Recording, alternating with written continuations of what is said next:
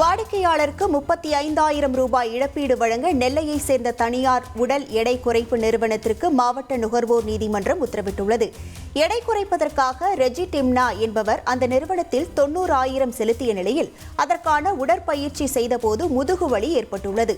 தொடர்ந்து அவரால் உடற்பயிற்சி செய்ய முடியாத சூழலில் விதிகளின்படி பணத்தை திருப்பி கேட்டதற்கு எடை குறைப்பு நிறுவனம் தர மறுத்துள்ளது. இதனையடுத்து வழக்கு தொடர்ந்த அவருக்கு செலுத்திய கட்டணம் 90,000, இழப்பீடு 35,000 என 1.25 லட்சம் ரூபாய் வழங்க நுகர்வோர் நீதிமன்றம் உத்தரவிட்டுள்ளது.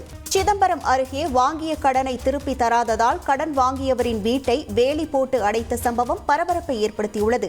கடலூர் மாவட்டம் சிதம்பரம் அருகே முகையூர் கிராமத்தை சேர்ந்த மாரியப்பன் என்பவர் அதே பகுதியை சேர்ந்த வேல்முருகன் என்பவரிடம் 50,000 ரூபாய் மாதாந்திர வட்டிக்காக கடன் வாங்கியுள்ளார். ஆனால் நாளடைவில் குடும்ப வறுமை காரணமாக மாரியப்பன் பணம் கொடுக்காமல் இருந்து வந்துள்ளார். இதனால் ஆத்திரமடைந்த வேல்முருகன் தனது மனைவியுடன் சேர்ந்து மாரியப்பனின் வீட்டின் முன்பாக இரும்பு வேலியை அமைத்துள்ளார். இது தொடர்பான வீடியோ காட்சிகள் வெளியான நிலையில் போலீசார் இரு தரப்பினரிடம் பேச்சுவார்த்தை நடத்தி சமாதானம் செய்தனர். உங்கள் தந்தி ஒன் தொலைக்காட்சியில் கால பைரவன் தினமும் காலை 8 மணிக்கு காண தவறாதீர்கள்.